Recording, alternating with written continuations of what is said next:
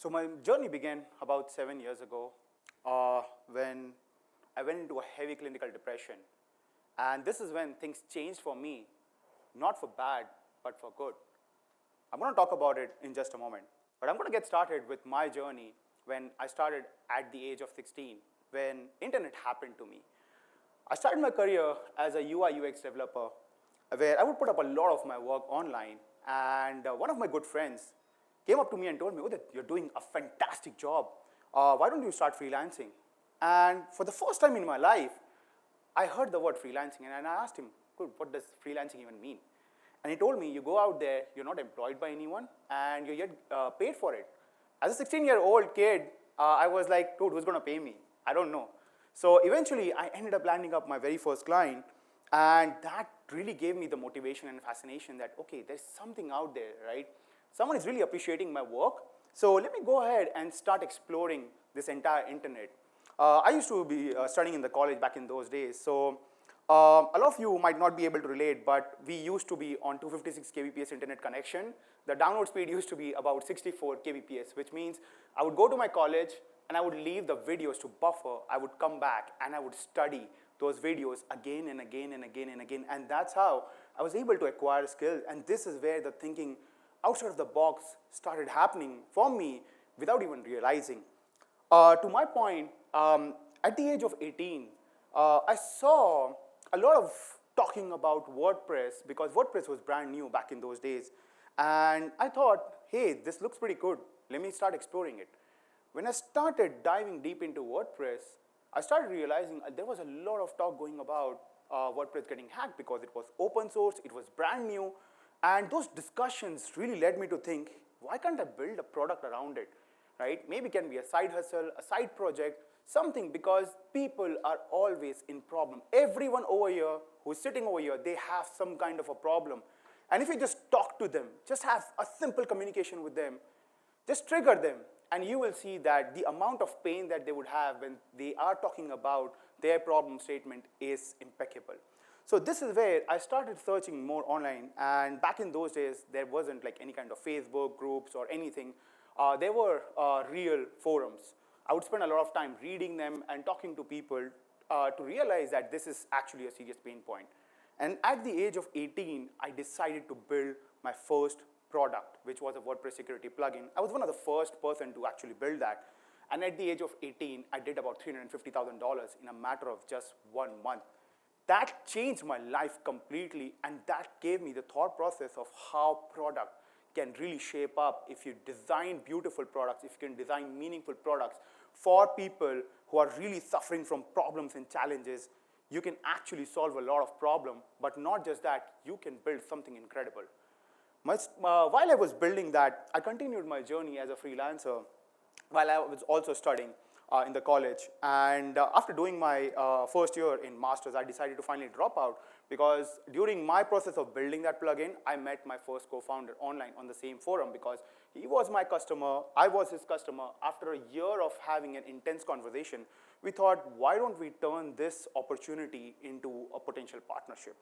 And this is where my journey of startup began. Built my very first startup, flew down to US, I dropped out from my master's, I flew down to US, and that is probably one of the best decisions I've ever taken in my life, or else I might not be standing over here.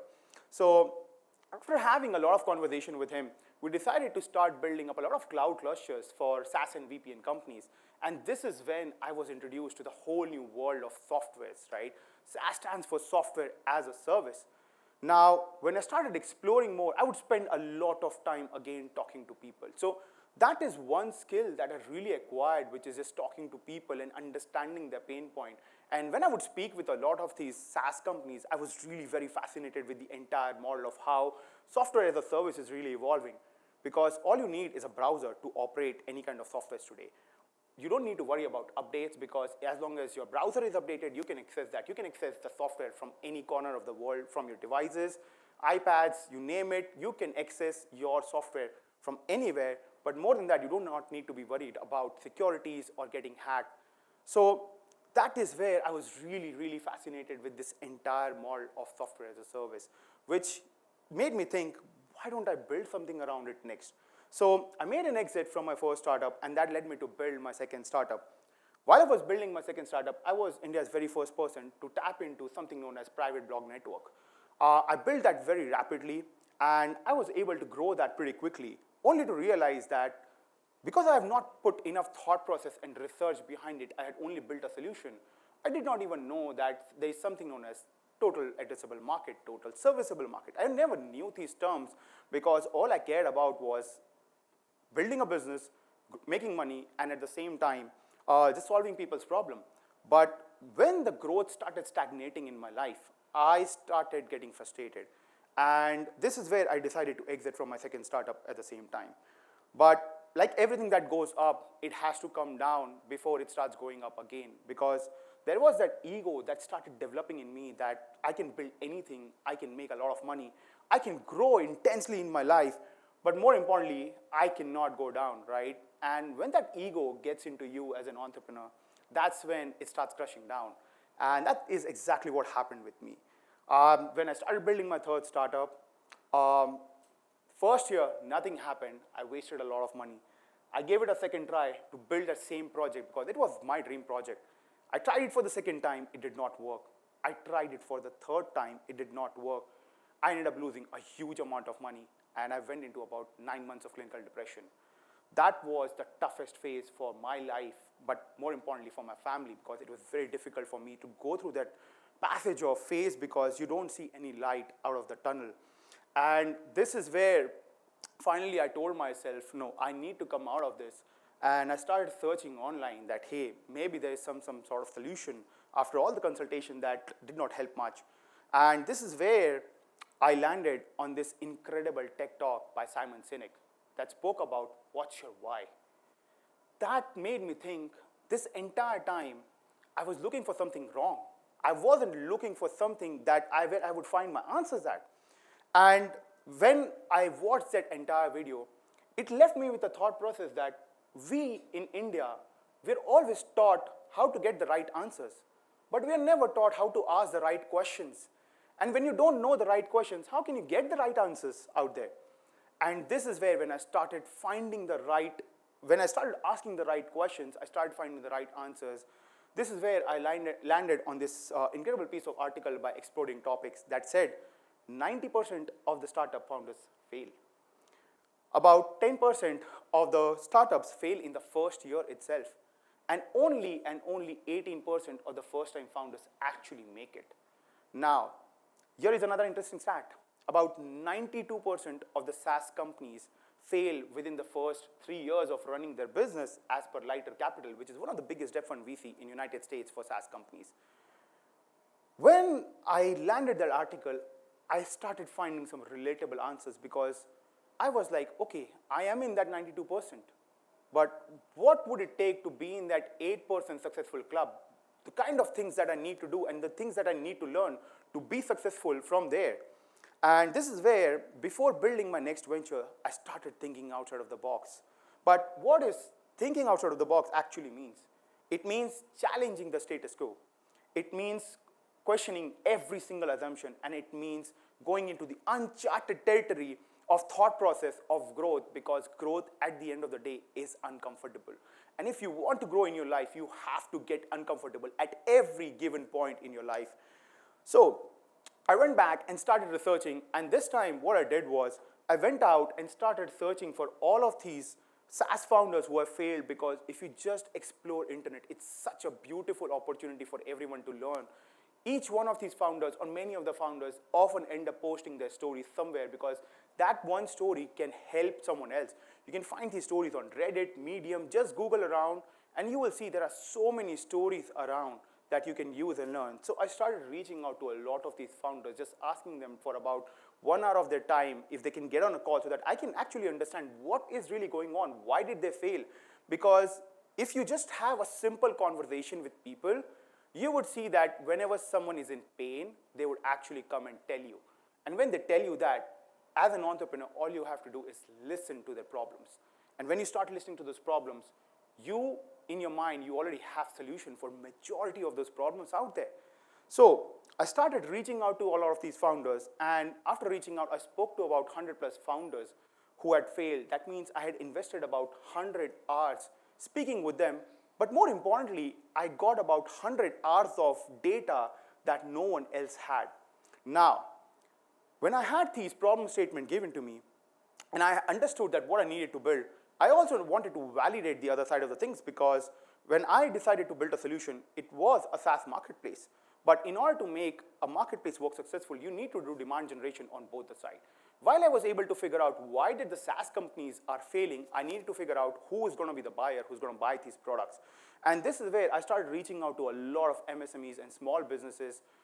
Surprisingly, there are a huge amount of businesses that are small. So what I did was I started reaching out to them, and I started asking them a very similar line of questions in terms of what did happen, why are businesses not adopting software, why are these small businesses still running their operations on something like Excel or Notepad, or as a matter of fact, even pen and paper, right? So what they told me was, we cannot afford software. It's too expensive. And when I started reaching out to all of these other SaaS founders who are on the early stage, I asked them, look, is money your priority, or is acquiring the initial stage of customers your priority? To my point, about 97% of the users whom we spoke with, they said monies are not priority during the initial stages. It's getting the customers and using the software, which is the most challenging part. So this gave me the idea that, hey, why don't I connect the early stage SaaS companies with these early adopters, which is small businesses, because it's a win-win situation for both of them. And this is where I went ahead, I built this product, the entire platform myself, and I built the MVP, and in just a matter of few months, I was able to go live, and within 1 year, we did something spectacular and unamazingly some crazy 7-figure numbers in a matter of just 1 year, which is what made me believe that when you start thinking out of the box again, you start getting so much opportunities, and when you go and talk to people, you will see some amazing solutions you can build just by having simple conversations with people. This is where now I went back to my team and I told them about my story of how one of my previous startups failed because the project was really very close to me as it was my dream project. And then finally we decided to rebuild that project. I got the confidence in the team, and in 2022 we launched that particular product, and we have never stopped again. Now, this is where the learning lessons comes in, right? Because when you are a founder, you cannot give up. You need to have the perseverance.